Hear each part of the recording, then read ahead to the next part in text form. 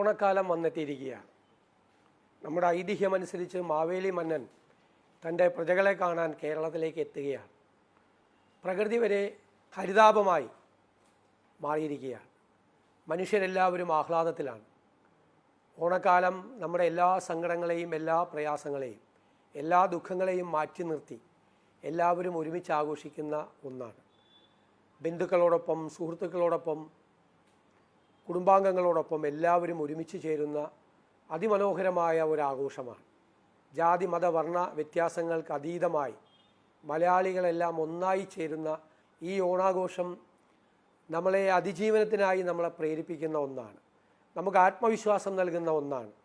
നമ്മൾ ഒറ്റയ്ക്കല്ല എന്നുള്ള തിരിച്ചറിവ് നമ്മുടെ മനസ്സിലുണ്ടാക്കുന്ന ഒന്നാണ്. ഈ ഓണാഘോഷവും അതുപോലെ എല്ലാവരും ഒരുമിച്ച് കേരളത്തിൽ ആഘോഷിക്കണം. സർക്കാർ അതിനുള്ള എല്ലാ തയ്യാറെടുപ്പുകളും നടത്തിയിട്ടുണ്ട്. ഓണം അധികം വിലക്കയറ്റമില്ലാതെ എല്ലാവരും സൗഹാർദ്ദത്തോടുകൂടി ഓണം ആഘോഷിക്കുന്നതിന് വേണ്ടിയിട്ടുള്ള ഒരവസരമാണ് ഒരുക്കി തന്നിരിക്കുന്നത്.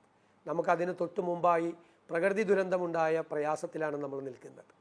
ആ പ്രയാസം ഉള്ളിൽ സൂക്ഷിച്ചുകൊണ്ട് തന്നെയാണ് നമ്മൾ ഈ ഓണാഘോഷങ്ങളിലേക്ക് കടക്കുന്നത്.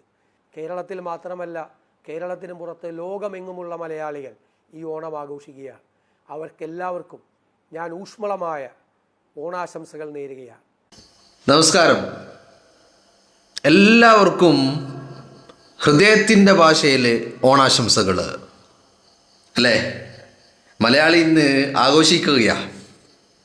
ആഘോഷിക്കുക എന്ന് പറയുമ്പോൾ ആ ആഘോഷം അത്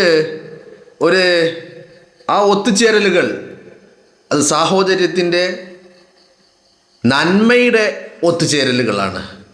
അല്ലേ?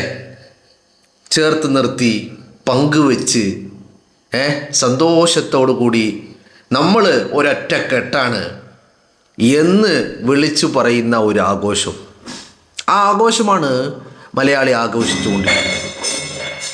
അപ്പോൾ ഇങ്ങനെ ഒരു ദിവസത്തിൽ, ഇങ്ങനെ ഒരു എന്താ പറയേണ്ടത്, സന്തോഷത്തിൻ്റെ ദിവസത്തിൽ മലയാളിയെ ആഘോഷിക്കുന്നു. അതോടൊപ്പം മാത്രമല്ല, മലയാളിക്ക് സന്തോഷിക്കാനുള്ള എല്ലാ വകകളും വി.ഡി. സതീശൻ ഗവൺമെൻറ് ചെയ്തു വച്ചിരിക്കുകയാണ്. അല്ലേ? ആണ്. നിങ്ങളൊന്ന് ആലോചിച്ച് നോക്ക്. കഴിഞ്ഞ ഓണക്കാലങ്ങളിൽ സാധാരണഗതിയിൽ ഈ ഓണം വരുമ്പോൾ, ഫെസ്റ്റിവൽ സീസണുകൾ ഉണ്ടാകുമ്പോൾ എപ്പോഴും എന്തുണ്ടാകും? ഈ പറയുന്ന വിലക്കയറ്റം ഉണ്ടാകും. ഓണം വരുമ്പോൾ പ്രത്യേകിച്ച് വിലക്കയറ്റാണ്. അല്ലേ? ഓണം വരുമ്പോൾ പ്രത്യേകിച്ച് വിലക്കയറ്റ. അങ്ങനെ വിലക്കയറ്റം ഉണ്ടാകുമ്പോൾ സാധാരണക്കാർ എന്താ ചെയ്യുന്നത്? മാർക്കറ്റിൽ ജനങ്ങൾ ആശ്രയിക്കുന്നത് സർക്കാർ സംവിധാനങ്ങളെയാണ്. അല്ലേ? സർക്കാർ സംവിധാനങ്ങളെ ആശ്രയിച്ച് അവിടെയാണ് ജനങ്ങൾ എത്തുന്നത്. അങ്ങനെ ഒരു ഘട്ടത്തിലാണ് ഗവൺമെൻറ് വളരെ കൃത്യമായി ഇടപെടലുകൾ നടത്തിയിരിക്കുന്നത്. കേരളത്തിൽ ഇന്ന് വരെ കാണാത്ത രീതിയിൽ ഇന്നലെ ഉച്ചയ്ക്ക് വരെ 422 കോടി രൂപയുടെ സെയിലാണ് എവിടെ ഉണ്ടായിരിക്കുന്നത്? ഈ പറയുന്ന സപ്ലൈകോയിൽ മാത്രം ഉണ്ടായിരിക്കുന്നത് 422 കോടി രൂപയുടെ സെയില്. അപ്പോൾ ഈ 422 കോടി രൂപയുടെ സെയിലെന്ന് പറയുമ്പോൾ എന്തുകൊണ്ടതുണ്ടായി? മുൻകാലങ്ങളിലും ഉണ്ടാകുമായിരുന്നു, പക്ഷെ ഉണ്ടാകാതെ പോയതിൻ്റെ കാരണം എന്താ? കാരണം എന്ന് പറയുന്നത് അവിടെ ഈ പറയുന്ന സാധനങ്ങളൊന്നും ഉണ്ടായിരുന്നില്ല. ജനങ്ങൾക്ക് ആവശ്യമുള്ളതൊന്നും അവിടെ ഉണ്ടായിരുന്നില്ല.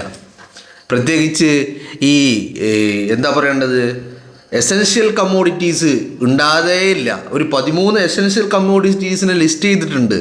പക്ഷേ അതിൽ 3ഓ 4ഓ ഒക്കെയാണ് മുൻകാലങ്ങളിൽ ഉണ്ടായത്. ഇന്നിപ്പോൾ എല്ലാ സാധനങ്ങളുമുണ്ട്, എല്ലാം സ്റ്റോക്കുണ്ട്, എല്ലാം ഉണ്ട്. അങ്ങനെ ഒരു ഘട്ടമുണ്ടായപ്പോൾ വലിയ രീതിയിലുള്ള ഒരു സെയിലിലേക്കും കാര്യങ്ങൾ പോയി. മാത്രവുമല്ല, സാധാരണക്കാരായ ജനങ്ങളെ ചേർത്ത് നിർത്തി. അല്ലേ? ക്ഷേമ പെൻഷൻ വിതരണം നടത്തി. ഉത്സവ ഭത്ത, ബോണസ്, ആനുകൂല്യങ്ങൾ ഇതുവരെ ലഭിക്കാത്തവർക്ക് പോലും ഓണത്തിനൊരു കൈനീട്ടമെന്നുള്ള രീതിയിൽ എല്ലാം നൽകി ജനങ്ങളെ സന്തോഷിപ്പിക്കാൻ, അവർ ഈ ഓണം ആഘോഷിക്കാൻ വേണ്ടതെല്ലാം സർക്കാർ ചെയ്തു വെച്ചു വളരെ കൃത്യമായിട്ട്.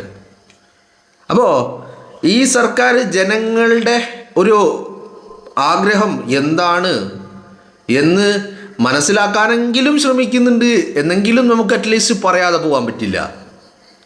അത് മനസ്സിലാക്കിയിട്ടുമുണ്ട്. അതുകൊണ്ടാണല്ലോ എല്ലാ വിധത്തിലും എല്ലാ മേഖലയിലുമുള്ള ആളുകൾക്കും എന്ന് നൽകി ഈ തരത്തിലുള്ള ബോണസും അലവൻസും അല്ലെങ്കിൽ ഭത്തയും മറ്റുമൊക്കെ ആയിട്ട് എന്തെങ്കിലും രീതിയിൽ എന്തെങ്കിലും ഒന്ന് അവർക്കൊരു ആഘോഷിക്കാൻ, അവരുടെ ഓണം ഒന്ന് കളറാക്കാൻ വേണ്ടത് സർക്കാർ ചെയ്തു വെച്ചു അല്ലേ, ചെയ്തു വെച്ചു.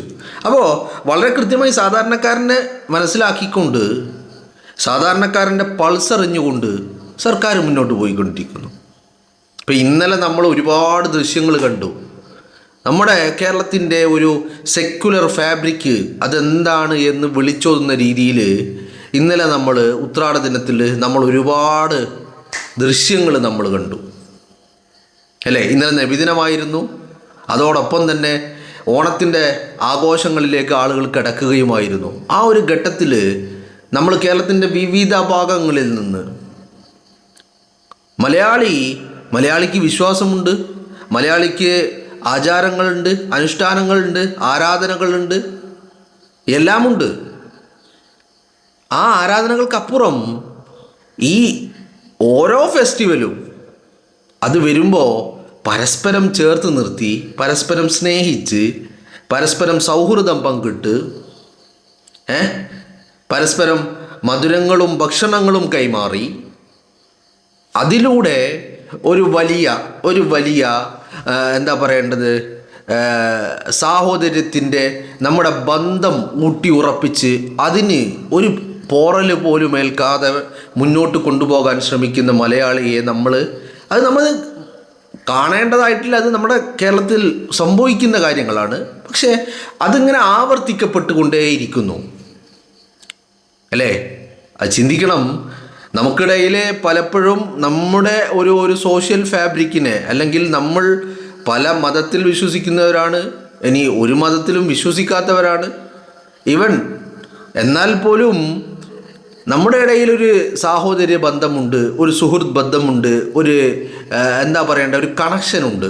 ആ കണക്ഷനെയൊക്കെ ഊട്ടി ഉറപ്പിക്കുന്ന പ്രവർത്തികൾ നമുക്കിടയിൽ നിന്ന് ഉണ്ടാകുന്നത് ഇന്നലെ നമ്മൾ കണ്ടില്ലേ. നബിദിന റാലികളിൽ മാവേലി വരുന്നു, അങ്ങോട്ടും ഇങ്ങോട്ടും സ്നേഹിക്കുന്നു, ആദരിക്കുന്നു, ബഹുമാനിക്കുന്നു. ഇതൊക്കെ നമ്മൾ കണ്ടുകൊണ്ടിരിക്കുകയാണ്. അപ്പോൾ നമുക്കിടയിൽ, മലയാളിക്കിടയിൽ എങ്ങനെയെങ്കിലും ഒരു വിഭാഗീയത ഉണ്ടാക്കണം, എങ്ങനെയെങ്കിലും ഇവരെ ഒന്ന് തമ്മിൽ തല്ലിക്കണം എന്നാഗ്രഹിച്ച് നടക്കുന്നവർക്കിടയിലേക്കാണ് എന്ത് സംഭവിക്കുന്നത്?